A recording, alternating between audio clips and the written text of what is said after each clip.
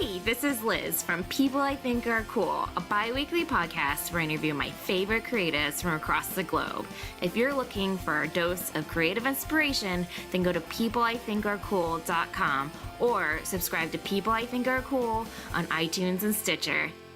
You like film, from cult to classic, from blockbuster to B-movies. And there just isn't that one place with all the fan fervor and passion that's covering the kind of mad, diverse brilliance that you love. Well, that's where you're wrong. AfterMovieDiner.com is that fan-built movie nirvana just for you, featuring the sweet, sweet writings of the wife dork herself. AfterMovieDiner.com. Go there. Be the best you can be.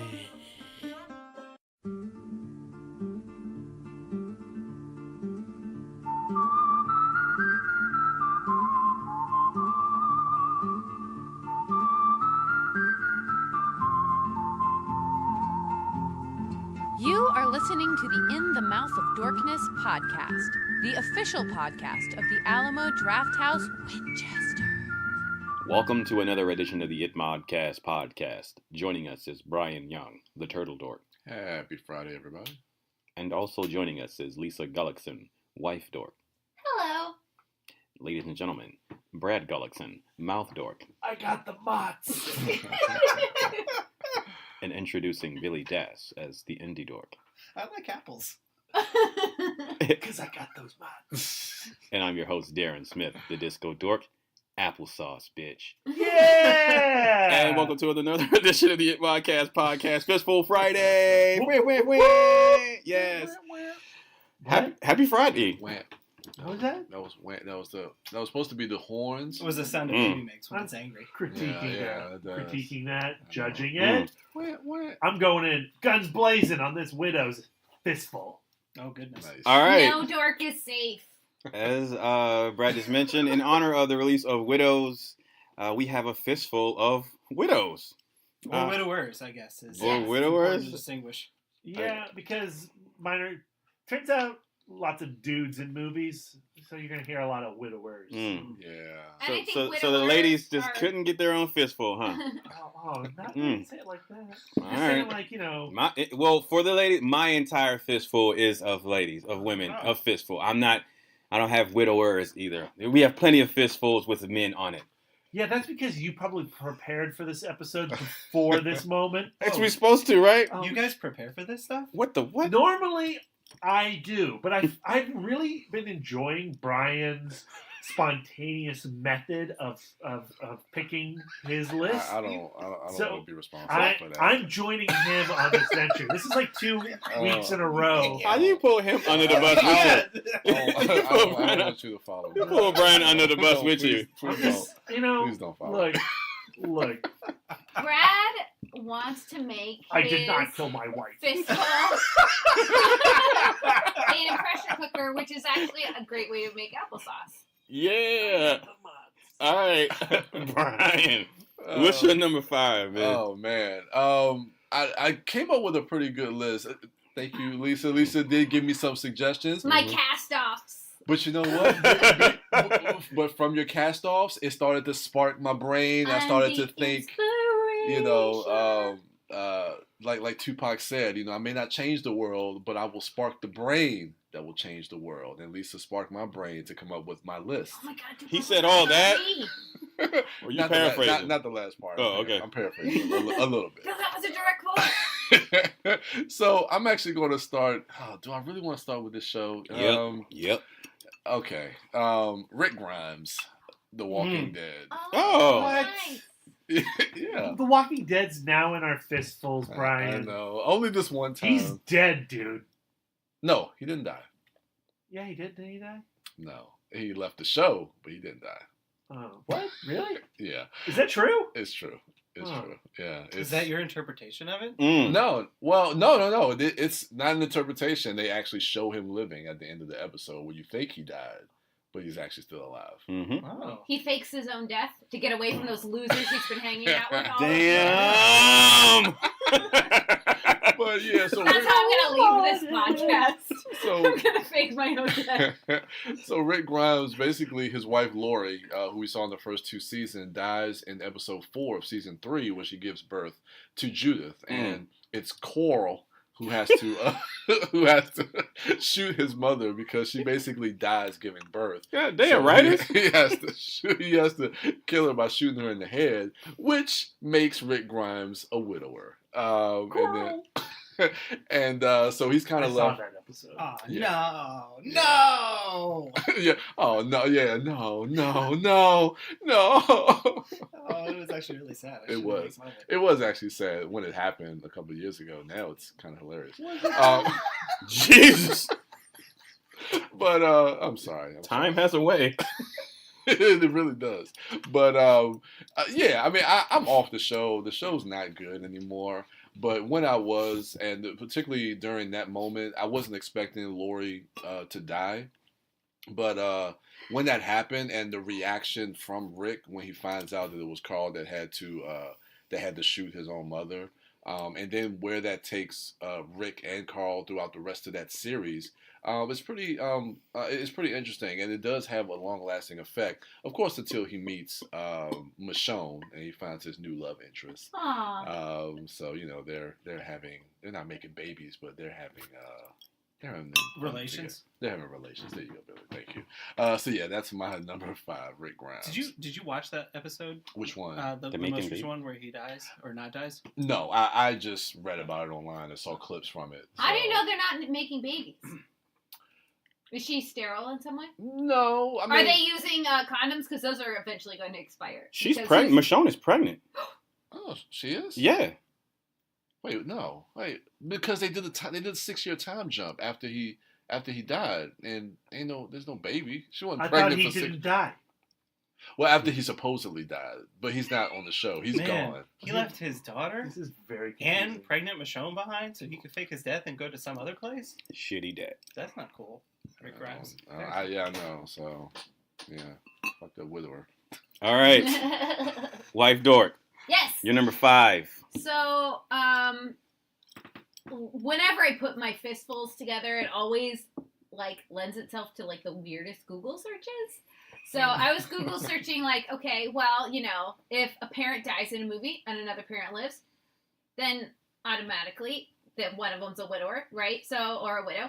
And so, and I've had a movie. Oh, you know what? Do you know what group of movies has a ton of dead parents? Disney animated films. True. Mm. So I went God through the damn list it. of Disney animated films, and so I'm going to nominate and honor Sarabi of The Lion King. That is, I forgot the name of the main lion's name in The Lion King. Simba. Simba. Yeah, that's Simba's mom. Mhm. Underappreciated in the film. But as I was going through the list of Disney animated films, she is the only, of the ones that I could remember right off the bat. So somebody can tweet at me and correct me if they want to. But do it kindly because I'm really sensitive. But she Brad is the Googles. only, confirmed widow of all of these Disney animated films. Lots of widowers. Yeah. Marlin of Finding Nemo. Yep. The Sultan and Aladdin. Cinderella's father. Bambi's father.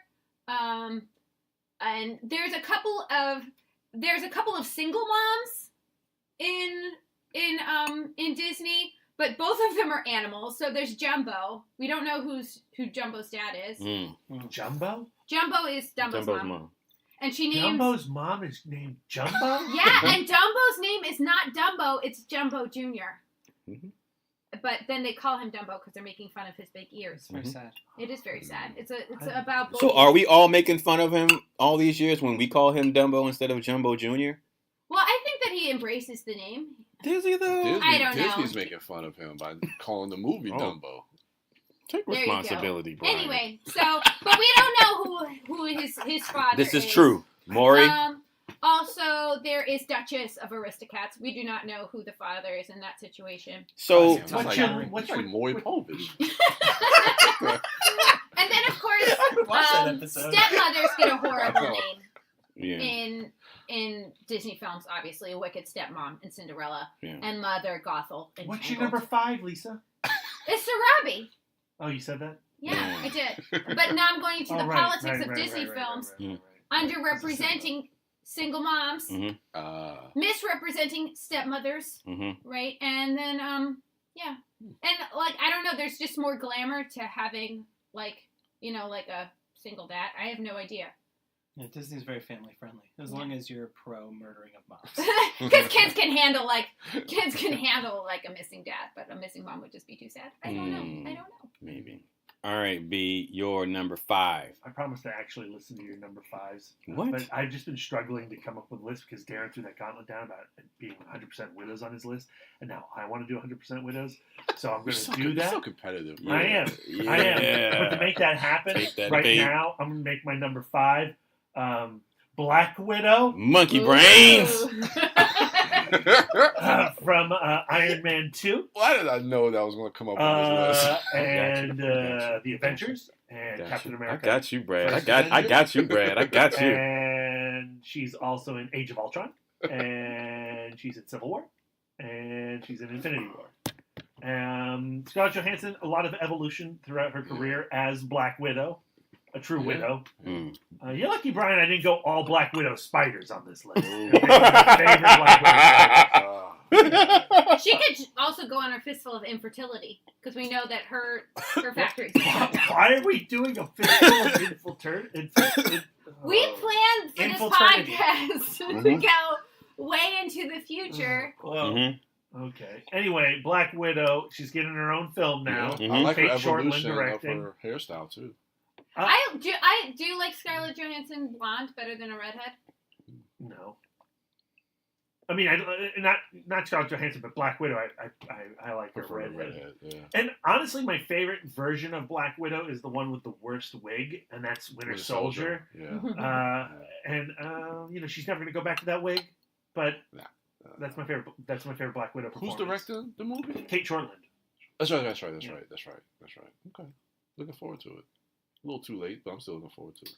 And there's no such thing as too late. If the movie's good. Oh, true. If the movie's good, but I had that a lot. I mean, probably. That's probably true. But, they had Iron Man's to make, and Captain America Man's to make, and Hulk Man's to make. Hulk Man's and Thor Man's to make. Thor Man's to make. So, there you go. All right. Now, I'll move on to Darren's pick while I go find some other widows. What about Billy's pick? All right. Billy's pick. Brad, it's because we don't sit in a circle. I don't know why we sit in like a star shape. Yeah. Like we do like a star. It's okay. Because I've been watching a lot of Sabrina, and I'm getting that pentagram. Ooh. And if we all sit in a pentagram shape, we can summon Satan. No, Billy, hurry, you're number 5 before we go to hell. No, we're bringing hell to us, guys. I don't want hell to come to us. I don't think I want that either. I don't want his gristle and stuff touching our fine toys. Yeah. Too much vinyl, all that shit will melt. Anyway, Billy.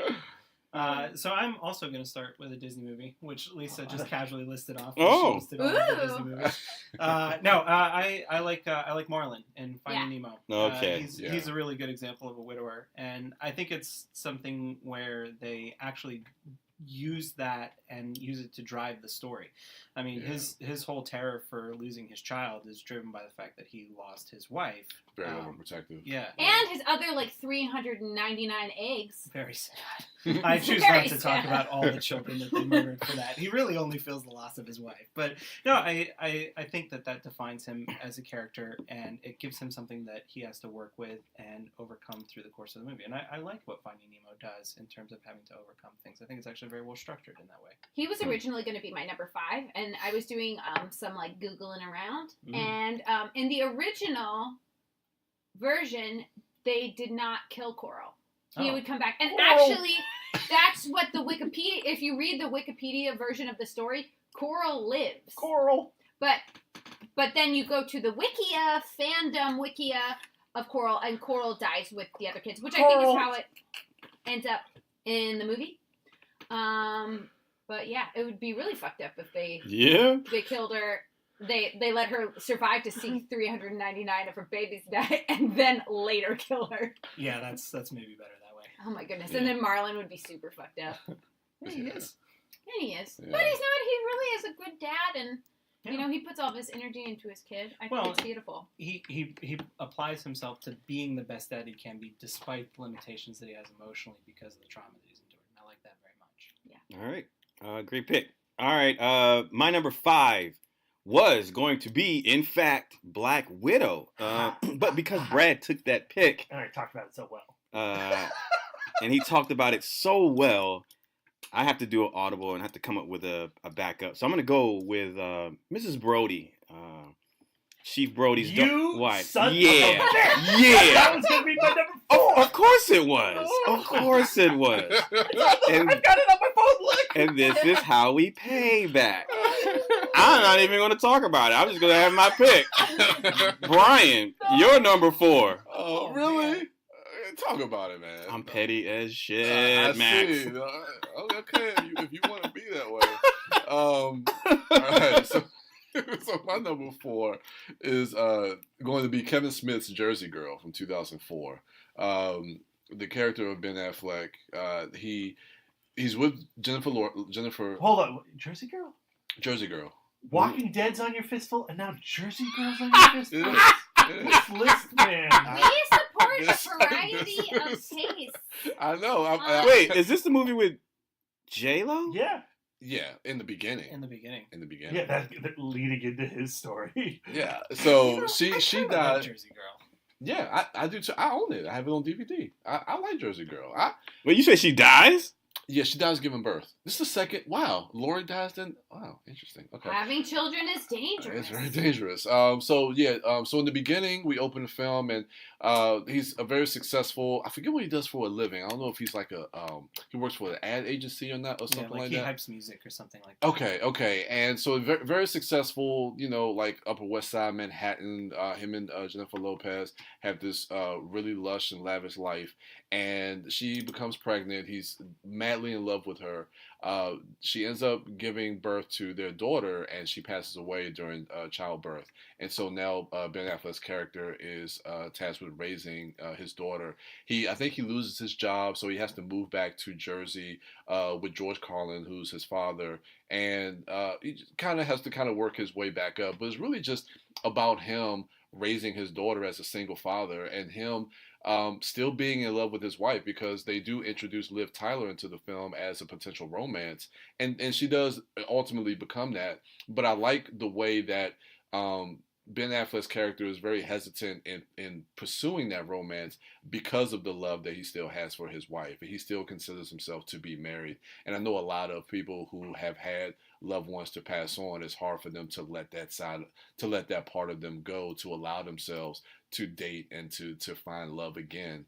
And I don't know, I found it to be just a beautiful story about just his arc in finding love again, and just him raising his daughter. I mean, and I forget the little girl's name, but just him being a single dad and having to raise her. And I thought George Carlin was great in this film too. I mean, this is something different that Kevin Smith did outside of his Askewniverse movies. This may have been the first movie that he did outside of the Askewniverse.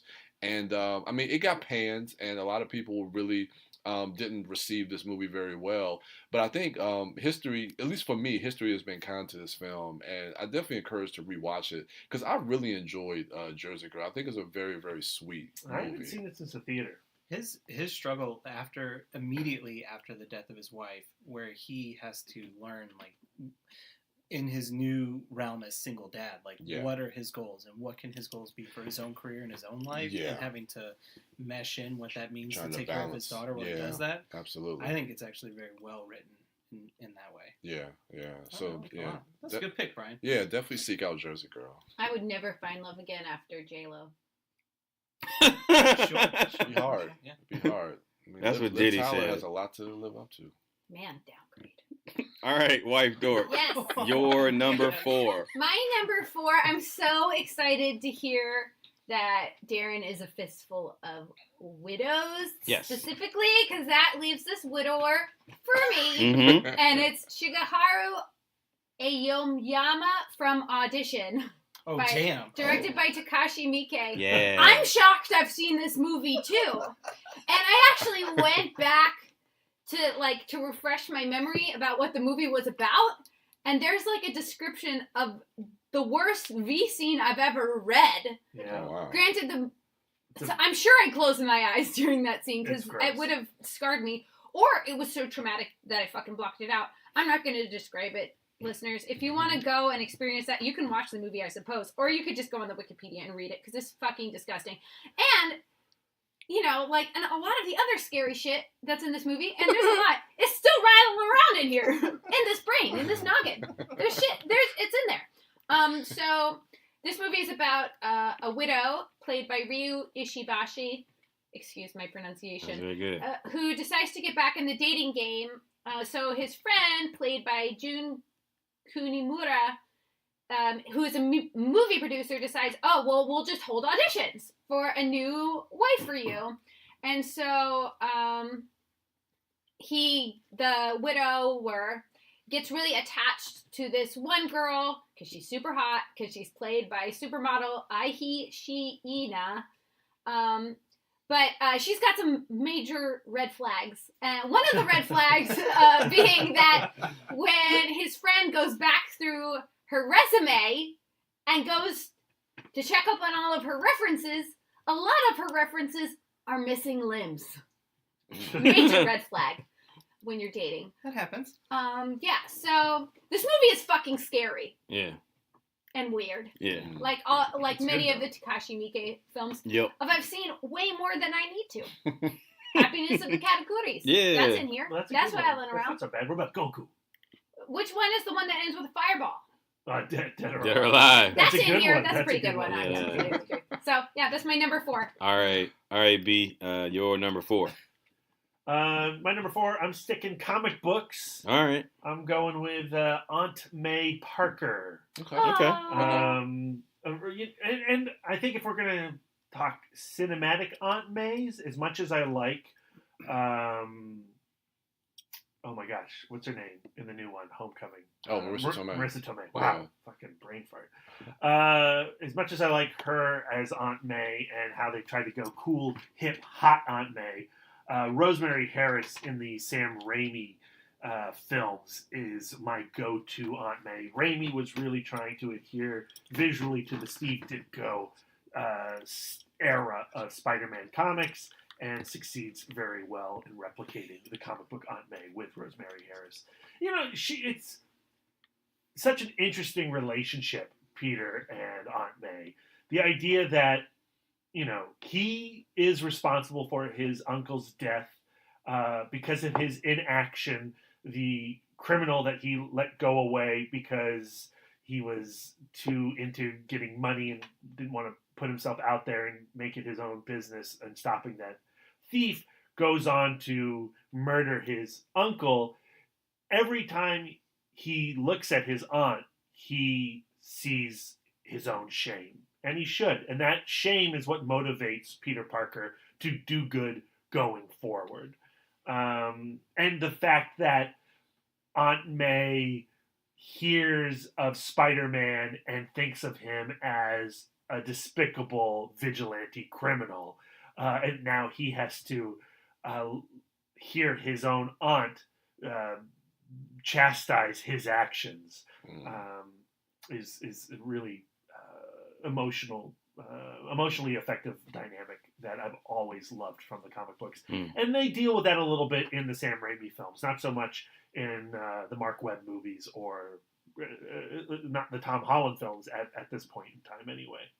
I think that's the best interpretation of Aunt May. Not just because she kind of embodies the look of Aunt May, but I think she does bring something to that role that really just kind of brings it to life.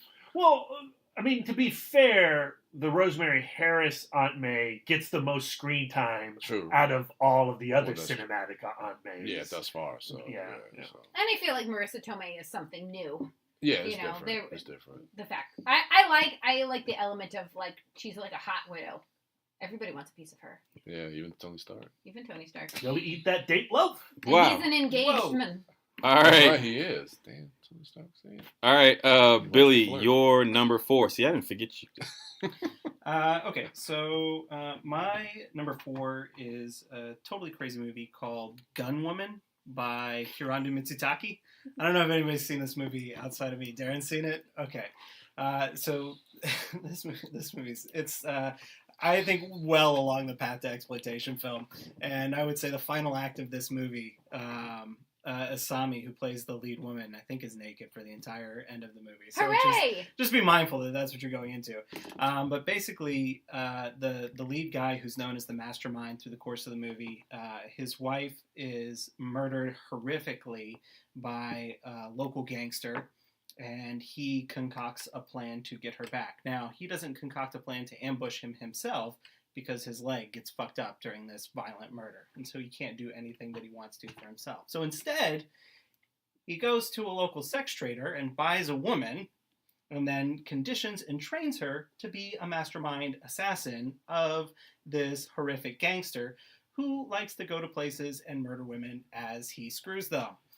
It's pretty fucking awful in that regard. This movie, I don't know, man. I love the exploitation aspect of it, but I think from the perspective of widowers and like losing your fucking mind and having a response that is not in any way justifiable or defensible, this guy walks well into the dark side in terms of exercising his vengeance. Asami, who plays the woman, is fucking amazing in the film. Like, I really am a big fan of her performance in it. It's very brave in that regard, but goddamn, the movie's super fucked up. So if you're looking for a super fucked up movie to watch about a widower who goes way off the reservation in terms of what you are allowed to do when you're seeking your vengeance, check out Gunwoman. It's on Amazon Prime. Oh, okay. Wow. All right. My number 4 is Diane Lane as Ma Kent in Zack Snyder's Man of Steel. That's a good one. Also known as Poor Woman's on May. Oh, shit. That's not true. I like Ma Kent. Yeah, I'm sorry. Wow. I'm just throwing shade at Darren's list. I'm a huge fan.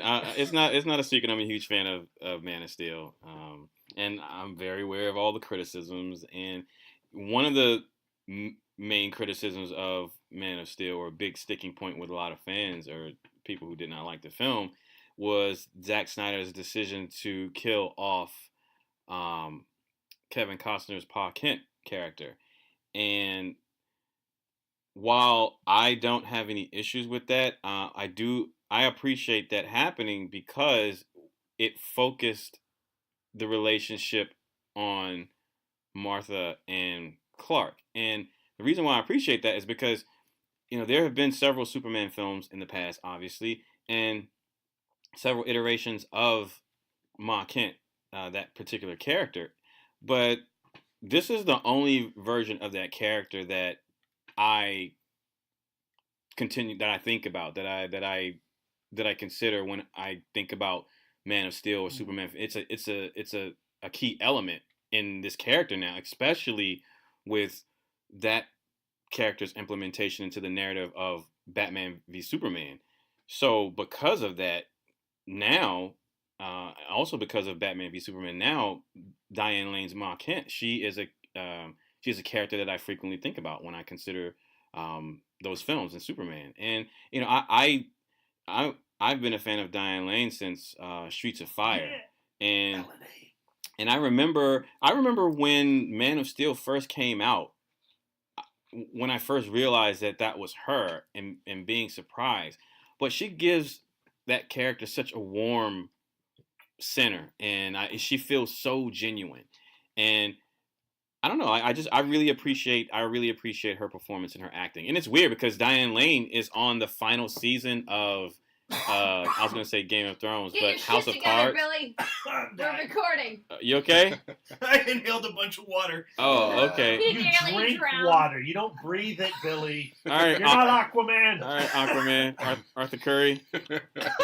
I'm okay. I'd offer you water, but His face is bright red. I'm actually Yeah. crying. Oh, oh man. no! Don't accidentally sip that shit because it might kill you. Jeez. All right, you good? I'm good. Continue. All right, yeah. So Diane Lane as Ma Kent in Man of Steel as my number 4. Diane Lane, she's a sexy lady. She is. She really is. To And when this day. Is she? And that's the thing about her playing Ma Kent, because when she got cast to play Ma Kent, I was like, how are they going to age her up? But they do a really good job, and like I buy her as Henry Cavill's, Superman's mother.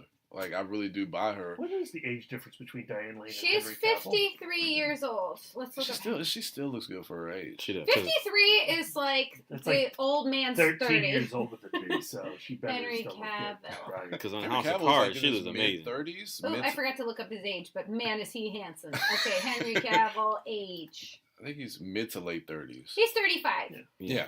So, Still young doable. mom. Young mom. Young mom. Yeah. But yeah, but they aged her up pretty well to make her like look older. You know, I think of Henry Cavill as yeah. a grown-up, but we were both born the same year. I guess that makes me a grown-up. Yep. We're All right. peers.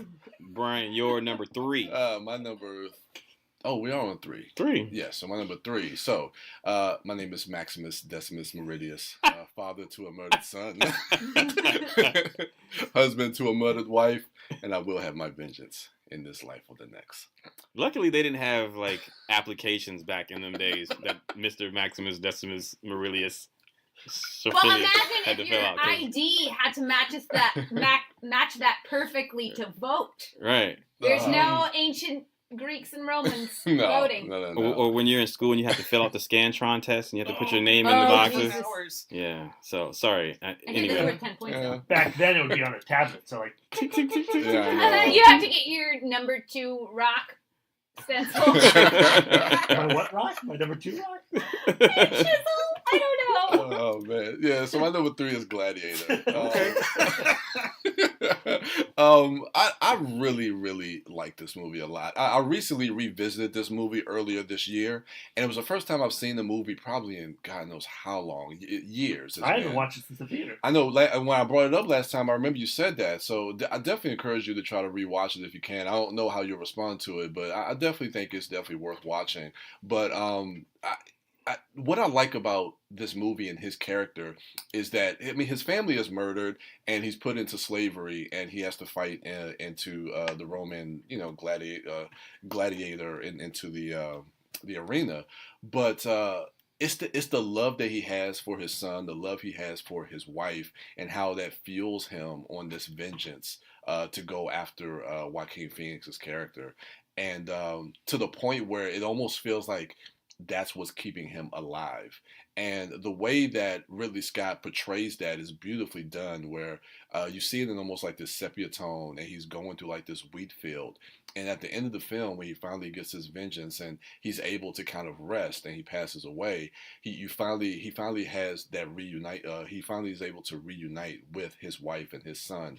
And it's just a beautiful moment. It's a beautiful way that Ridley Scott really portrays that journey of a man seeking vengeance and basically trying to get back, basically dying so that he can get back to his family. I absolutely love Gladiator. How you feel about that news, that recent news? I don't know, man. Like, this is a lot of stuff that's coming out lately. It's like a lot of people are trying to like come up with these sequel ideas to like older films. Gladiator 2049. Like Bad Boys 3. Well, that's slow it up. Oh, that's different. That's different. It's a little bit different. Okay, my bad. But It's going to be as good as Men in Black 3 for sure.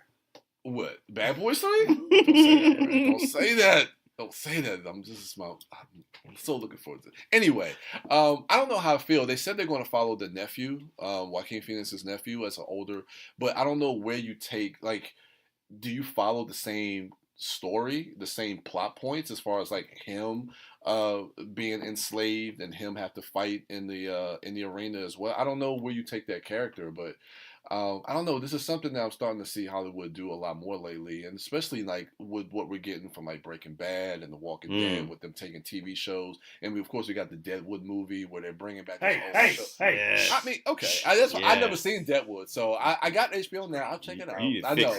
That show is amazing. I know. I need to check. And it didn't get the proper ending it deserved. Gladiator had its ending. And is Deadwood going to be theatrical? Yeah. Do we know that? I don't know. No. I don't think they've said. Yeah. Say okay. I'd be super surprised at that. It's only 3 seasons, right? I'll check that out. I'll check that out because I heard. I mean, I get glowing remarks from you and Darren, so You're gonna like it, Brian. I'll try. Too Great vomiting. fucking cocksucker. Oh, you didn't see it? Yeah. I've seen most of it, and then we stalled out. 'cause Oh, okay. people kept Once vomiting. Calamity Jane got sick. I'm sorry. There's I apologize. real vomiting in that. 90% positive. Because Oh. there's like one scene. What? I'm getting triggered. There's like one scene where they just cut to somebody vomiting for no good reason, and I'm pretty sure the reason is, oh my god, somebody is vomiting right now. This is just like the Old West. I don't think that's right. Yeah. Yeah. Yeah. But yeah. All I know is Yeah. we didn't finish the third season, and Lisa was enjoying it. Okay. I was really liking it. Okay. Oh man, the profanity in it is just like mwah. Oh, nice. Mwah. Something to look forward to. It's like You've never heard this much cursing, Brian, in a show. Oh, okay. All right. 90% of it's Ian But it- McShane. oh yeah. It's Yeah. amazing. It is More than really like good. a Scorsese gangster. Dude, I'm flick? talking like Ian McShane is on like Richard Pryor levels of cursing in this. Like that dude, Yeah, it's like Richard Pryor, Lisa Gullickson. Ian McShane. Yeah. Oh, it's a hell of a list to be on. Yeah. So yeah, that's my number 3, I believe. All right. Gladiator. Wife Dork, you're Yes. number 3. My number 3 is from one of. I'm getting that holiday feeling. I'm gonna be rewatching this movie real soon. It's Daniel, played by Liam Neeson in Love Actually. Oh, I love this sad. story. Yeah. So he lost his wife, and him and his wife were obviously very close friends, and he's left to parent his stepson Sam, and they have trouble connecting because he's not blood family, Mm. like they have this person in common, but he's never really had to be the dad, is how I interpret it. He never had to be the dad. But then they find some common ground when Sam gets a crush on the American girl at school named Joanna. So they hatch a plan for Sam to learn to play the drums well enough to be in Joanna's backup band for the Christmas concert / pageant / thing. And yeah. And so he impresses Joanna and wins her heart. And for being a good dad for a whole holiday season, Daniel is Claudia Schiffer. So I think that's fair. Oh. That's fair. That's good. My favorite part about Love Actually is that for 5 years I was a music teacher, and I had to put on those Christmas pageants. And I've done there's a squid at the nativity kinds of Christmas pageants. And guess what? They're fun and classic. Yay. Yeah, I've made so many sets of angel wings, you guys, with just my glue gun and my mom. I've made penguin hats, so many Google eyes, you guys.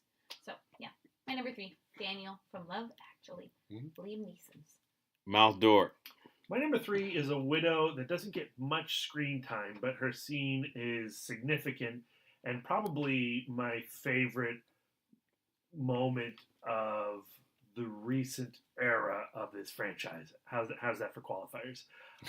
It's Jennifer Morrison playing Winona Kirk in the 2009 Star Trek, the opening sequence in which the Narada attacks the USS Kelvin, and George Kirk has to take the chair to fend off this invading future ship while the rest of the inhabitants of the USS Kelvin can get to their escape pods and fly away. And the attack triggers a premature birth of who would end up being James T. Kirk. I love the final conversation between Winona and George as he's piloting his ship into a collision course with the Narada, and she is in the process of birthing their child. It's every time I watch this movie, I've seen it so many, I tear up and usually climax in a full-on ugly cry. What I love about the 2009 Star Trek is how this one event, the loss of his father, and growing up with, without him and having this cantankerous relationship with his mom, who tried to raise him and his brother's home, is how it alters the Kirk, the Chris Pine version from the version that we know from the Shatner years.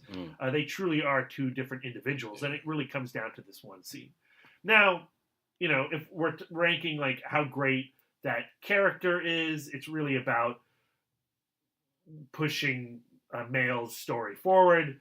So maybe not the best widow pick, but that's what I came to in my number 3 slot. And if we're going to talk Star Trek widowers, the best Star Trek widower is Commander Benjamin Sisko. He'll become a captain eventually.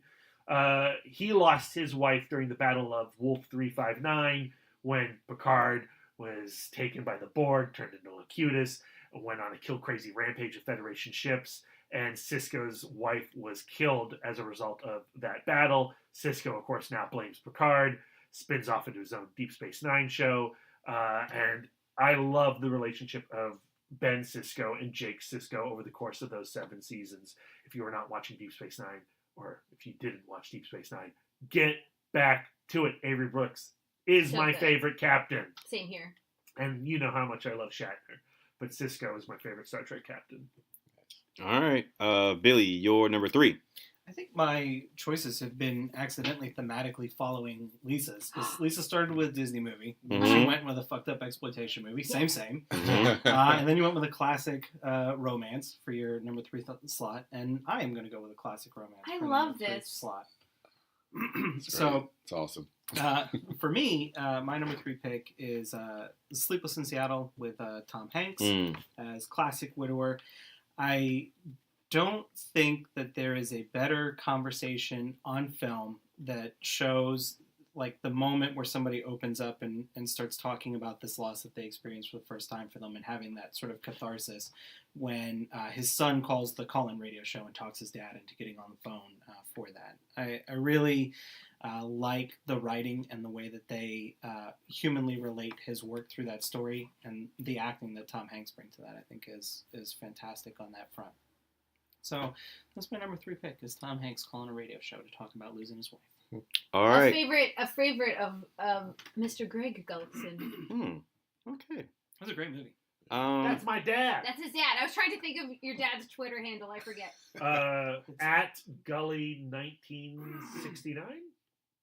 He's got so many followers. He does. He does. He has more than me. All right. For my number 3, it was gonna be Britt Marling's character from The Keeping Room. 65. 1965. Why would you say 69, Brad? Why is that number on your mind? Because that's the year he graduated from the Naval Academy. Oh, excuse me. Pervert. Sorry, Jerry. It's okay. So my number 3 was gonna be Britt Marling's character from The Keeping Room, but it's never really specifically stated if her husband was in fact killed at war. Yeah, but he totally was. Think so? I think so. Okay. But since it wasn't stated, I decided I'm not going to go with that one. Cheating. She went the way of Dumbo's dad. Yeah. Instead, I'm going to go with Mrs. Murphy, Alex Murphy's wife. Right? But the reason why I'm going with it is because in actuality, she's not a widow technically because he's still alive. Yeah. But she thinks undead. he's dead.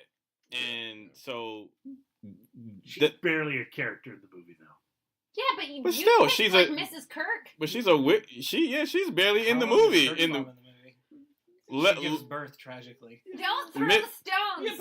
Yeah, Alex Murphy's wife shows up in multiple films. Oh, that's true. So there's that.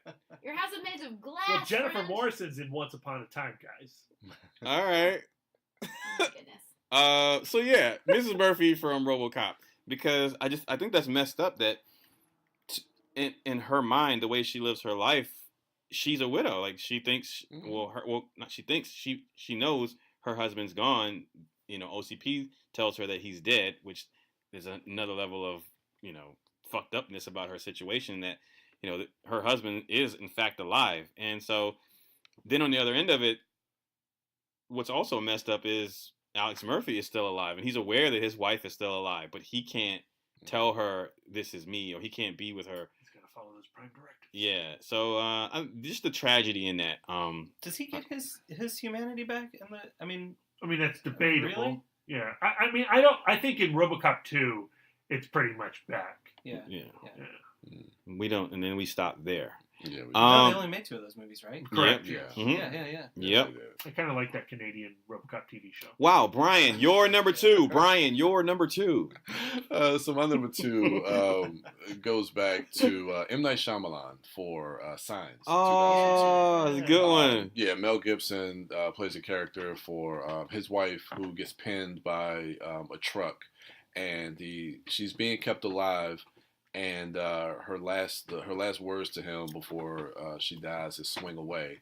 And what I like about this movie is how the death of Mel Gibson's wife really traumatizes him and affects him throughout basically the course of the rest of the film and the course of his life, and how it's made him kind of question his own faith and question his faith in religion and his place in it, and until when these aliens come to attack or to visit. We don't know if they're here for for threatening reasons or not, but the end sequence, I love how that's paid off from the final words that she says, and how in some way it does kind of reinforce his faith. And I don't know, I really took to that film and took to that story, and his journey dealing with the death of his wife and how that affected him, and then how it ultimately brought him back to his faith with God. I don't know. I just thought it was just a really, really well done film by M. Night Shyamalan, kind of exploring that whole thing. So I don't know. Cool. Science. It's my number 2. All right, Wife Dork, your number 2. My number 2 is Seo, Yuki's mom and Lady Snowblood, 1973. Yes. Yeah. So, woman scorned, like times 50 bajillion. Okay, so Seo had a happy life with her husband, and she had a son, and then 4 criminals came along and murdered her husband and her son, and brutally raped her, and then she managed to kill one of the people who attacked her, but then ends up going to jail for it. And so she's in jail. She doesn't sit idly by. She seduces one of the guards so that she becomes impregnated. And then she takes that baby and she whispers in that baby's ear, "You are going to get my vengeance." And then she turns the baby over to this priest guy who trains her to be an assassin, and she becomes Lady Snowblood. And she goes from bad guy to bad guy. Yeah, exactly. That sound effect that Brad made with his mouth. And, it is a visually stunning movie. Yep. I think, I love, late 60s, early 70s aesthetic, and just even, the coloring technology of film in that time. I just love the colors in that movie. And, and it was a major influence on Kill Bill. Yep. And in fact, while shooting it, in between shooting, that he would make his cast watch this film, and fucking cool movie. Yep. Brad, your number 2. Not all widows are good. Some widows are bad. Some widows are downright evil. And the widow I want to talk about is Evelyn Stoker, as played by Nicole Kidman in Park Chan-wook's Stoker. Her husband dies on the 18th birthday of her daughter, India. And they have barely started to mourn his loss when suddenly his much more attractive and younger brother, Richard, shows up in the home. And India starts to realize that maybe something diabolical happened to her dad. I love Nicole Kidman in this movie. There's that moment from the film when she's confronting her daughter, and they use it in the trailer. And I just wanted to read this bit of dialogue that she fires like a cannon at her child. So Evelyn says to India, "I've often wondered why it is we have children in the first place. And the conclusion I've come to is, at some point in our lives, we realize things are screwed up beyond repair. So we decide to start again, wipe the slate clean, start fresh. And then we have children, little carbon copies we can turn to and say, 'You will do what I could not. You will succeed where I have failed,' because we want someone to get it right this time. But not me. Personally speaking, I can't wait to watch your life tear you apart." Brutal. Damn. Love that speech. And Nicole Kidman is savage in that moment. She's so good in Stoker. That's awesome. Nicole Kidman is having, I don't know, her career, I when was- you look yeah. back, is I was going to just... say, not like a good year, having like the best career. She's amazing. She is amazing. It's incredible. It's incredible to see her work. All right, Billy, your number 2.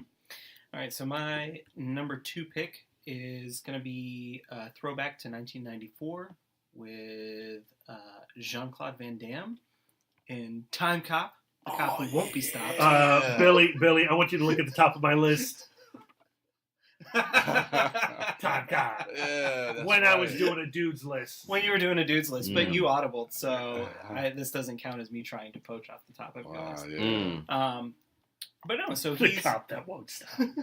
he won't stop. He throws himself into his work, and he refuses to quit. As soon as his wife dies, he throws himself into his job, and he gets off the ground a time enforcement police agency, like you would normally do in the throes of despair and loss. But I think the interesting dynamic for the movie is that because there's a time travel aspect involved to it, and because he has a moral code that he adheres to without fail, he's constantly put to the test as far as what he's going to do if he's going to go back and fix his wife. Fortunately, the movie's very kind to his moral code because it definitely gives him the opportunity to do both, which I guess great, good for him. It winds up that he's, in fact, not a widower, and makes for one of the strangest endings of a movie where he has to meet his 10-year-old son for the first time and pretend that he's known him his entire life. It's a super weird Great film. engagement, but an absolutely amazing film. That's my number 2 pick. All right. Great pick. Like Brian, I'm going to have to dip into some TV for my number 2 pick. And my number 2 pick is Caitlin Stark, the widow of the late John Eddard Stark, Ned Stark, who's beheaded in Game of Thrones. You know that red wedding. Oh man. And you know the crazy part is when she popped in my head, it was the moment of her death. Spoiler alert. Oh, God damn it. Whoops. But I didn't say when. I'm just saying everybody dies. But but the moment of her death is what popped in my head when I thought about her. But you know, all of that happened. Everything, the fallout, everything that happens in the show regarding the Starks is fallout from Ned, the decision that Ned made, and then you know his beheading. His beheading set so many different chain of events into motion, whether it be for Arya, Sansa, Robb, and Jon. So that moment was so pivotal. And, you know, we've talked about on the podcast, and you've probably seen so many different videos and had so many different conversations with people who've seen Game of Thrones. But when that moment happens for that character, for Ned, that early on in the narrative, it throws you off because you know, all bets are off the table, like anything goes. Because at this point, you know, the show would have you believe that he is the main character. He's the guy that we're going to be following for the duration of this narrative. But you know, the show doesn't work like that. The books don't work like that. And because of his death, you know, turning Caitlyn into a widow, what that does for her character, and where that sends her is a very interesting, engrossing, and ultimately tragic trajectory. But you know, that's just a great show. It's a great show, and you know, we got the finale coming up. I'm looking forward to watching that and seeing a whole bunch of other people die that I like. Oh, All right, so Brian, your number 1. All right, Your Fistful of Widows. So my number 1, I don't know if this will be any surprise once I name this movie. It's one of my favorite movies of all time, in my top 5 films of all time. It is Good Will Hunting. Robin Williams' character. I just think that it's such a beautiful and a heartbreaking and a very nuanced and somber performance by him.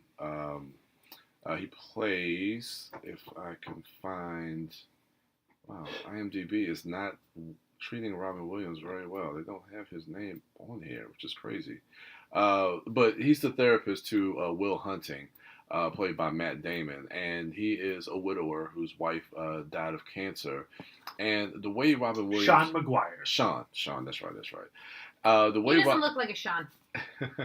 No, Sean. No, Sean, I feel like is like a strong Irish name. Is Robin Williams Irish? Oh, I don't know. but he plays his character in such a way that it's just so somber, and it just plays him as a broken man, and to be a therapist to someone else who is also dealing with his own internal issues and that he's dealing with. I mean, they actually become like kind of a beacon of light for each other in this moment. And it goes back to a lot of the other things I said about some of my other picks in this list, where it goes to how much he loves his wife, to the fact that he just feels like he can never love again. I mean, Matt Damon in one of their sessions asked him, like, do you think that she'll ever find someone else? And his answer is, my wife is dead. And he just doesn't even want to entertain the idea of finding love again, because he knew that his wife was the greatest love that he ever had, and how he plays that character throughout the film. I don't know, it's just beautiful, and he won the Academy Award for Good Will Hunting, and I just really enjoy Robin Williams. I think it's his best performance. I think it's just absolutely one of the tops of his career. So yeah, Good Will Hunting, number 1. Only seen it once. Must see it again. Must see it. you gave me that for homework. I had did a give whole that. episode around it. Yeah, and I think you enjoyed it. I did. I liked Yeah. it. How do you like them apples? Who thought apples was coming back? That's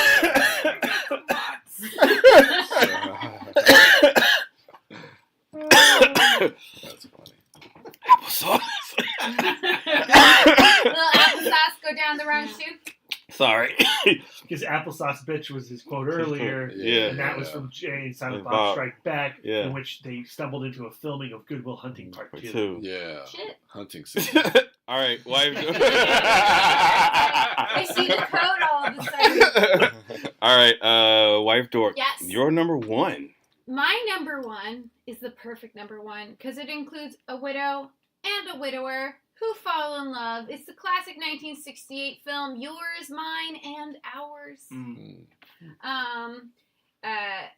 It stars Henry Fonda and Lucille Ball, and they are both like Frank Beardsley is a naval officer, Helen North is a nurse. They run into each other at the commissary, sparks fly, they start dating, and then they find out that he has 10 children and she has 8 children. Damn. And so, but they date anyway. So I'd be like, oh no, that's too many people. But they're like, no, they date anyway. And they eventually fall in love and get married. This is a movie we watched as a kid. In fact, we did like a Fistful of Childhood or something a while ago, and this was on it. And I was like, Brad, can I use this epic movie from another list? And he's like, I don't remember you ever talking about that movie. I was like, perfect.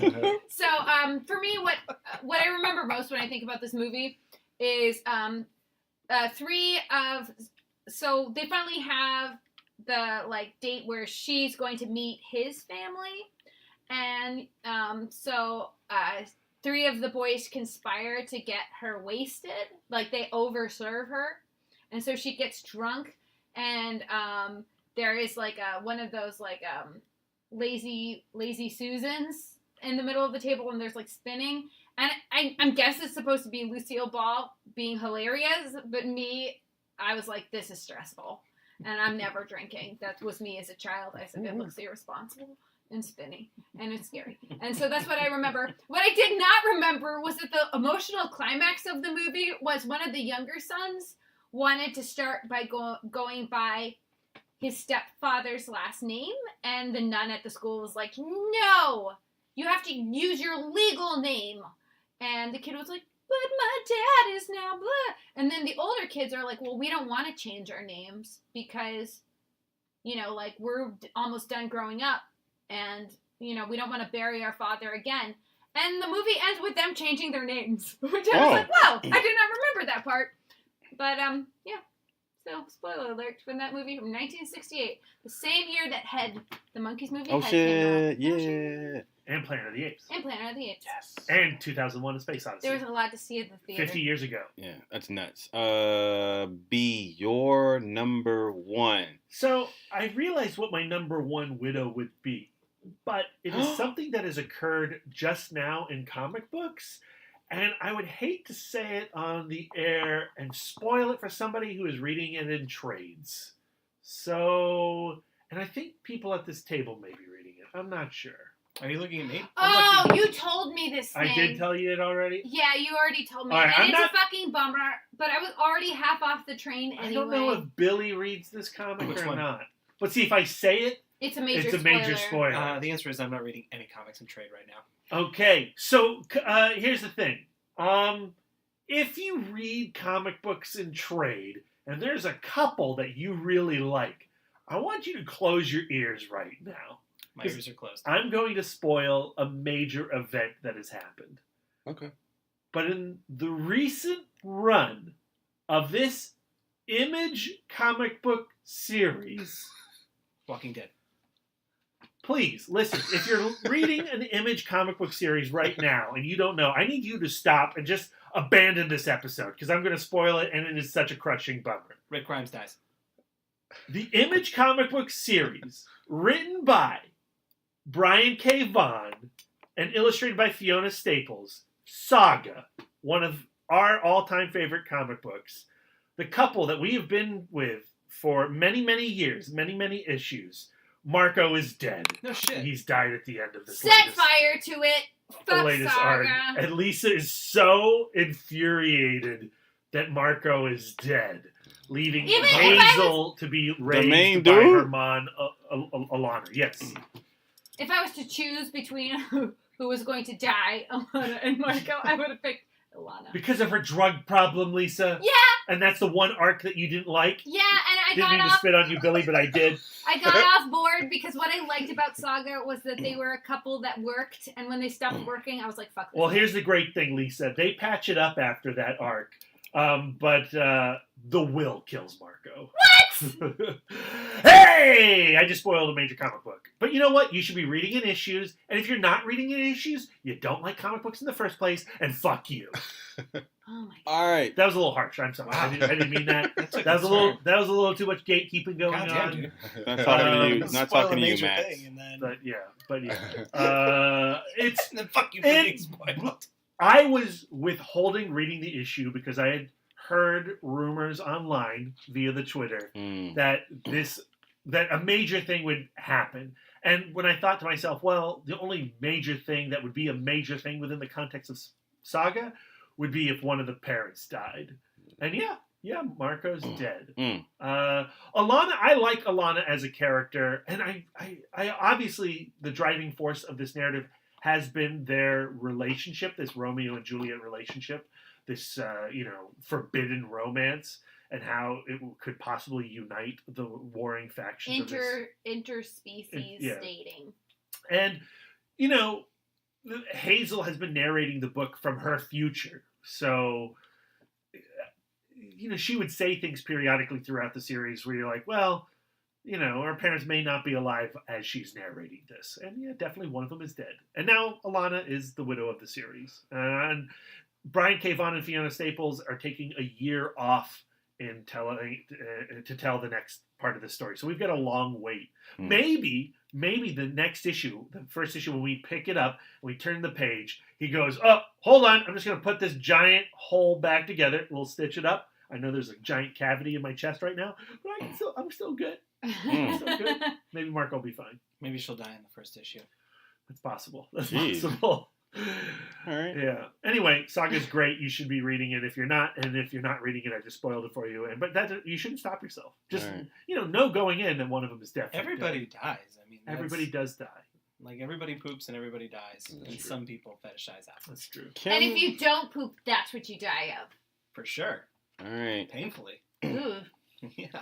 I got the mods. So, Brad, if the gauntlet had not been thrown down and you went with a All fistful dudes? of widowers, William Money Oh, yes. would have been on your list, correct? Yes, yeah. Okay.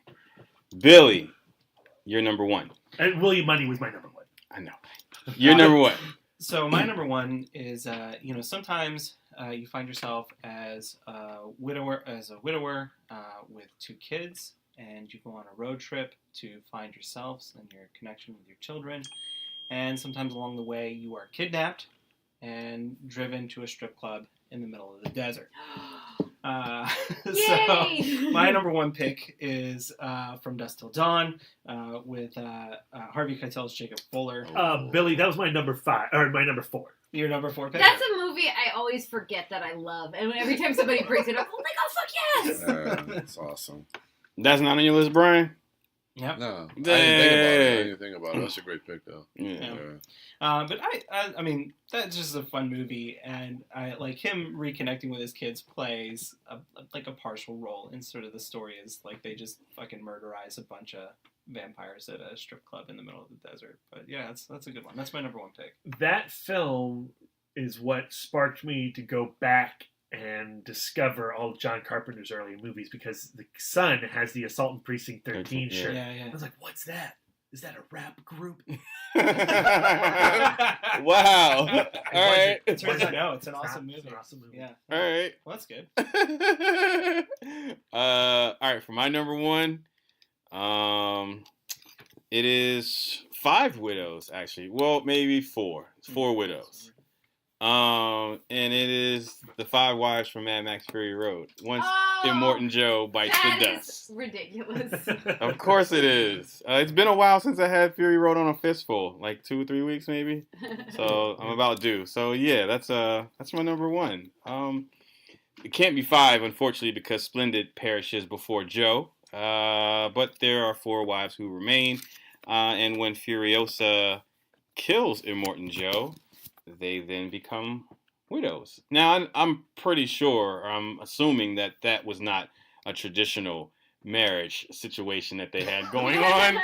So I don't know if you can really call them. I mean, I don't know if they were wives, so I guess they were the married. most traditional interpretation Oh, of marriage? Jesus. We don't know how those ceremonies go with the Catholic Church in the post-apocalyptic future. Right. Do you think they're still Catholic? I guess for sure. they are. For Yeah. fucking sure. Oh yeah, they have a weird thing about water. Yep. It's only dudes at the top. All of those guys are altar boys. Wow. All right. So They're just altar boys. no. All right. So, ladies and gentlemen, hit us up on social media and let us know what your fistful of widows are. Hit us up at itmodcast.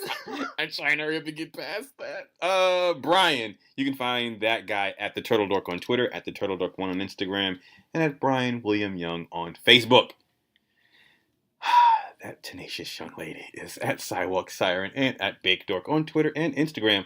She's also at Sidewalk Siren on Letterboxd if you care. And I'm on Goodreads if you want to be my second friend on Goodreads. Yeah. And Brad Gogson is at Mouth Dork on Twitter, Instagram, Facebook, Letterboxd, and Untap. Billy Das is at WB. You got it. Das. You got it. On Twitter and on Instagram. That's correct. Think of it as weapons of mass das. Yeah. And I was dead. What is WB? I mean, that doesn't work with the actual initials. That makes 0 sense. Oh. That makes 0 sense. Hold on. Dude. No, it made sense. It made 0 sense. It makes sense. Now he's a really great weapons. Fisher person. Yeah, I was going to say. He's weapons of bass. Weapons of bass das. That's what I meant to say. No, this is going great. What? It makes sense in my brain. Or maybe he's like an amazing musician like Flea. Oh my God. That's I can think of right now. So with that, ladies and gentlemen, enjoy the rest of your weekend. Stay out of trouble. Stay safe. Go watch a movie. Go watch Widows. Yep, It's check out gonna Widows. Be our review cast. It will be our review cast. That's going to do it for Or us. is it Fantastic Beasts, Brian? No. It's Widows. It's Widows. Thank you all for listening. Enjoy the rest of your weekend. And until next time.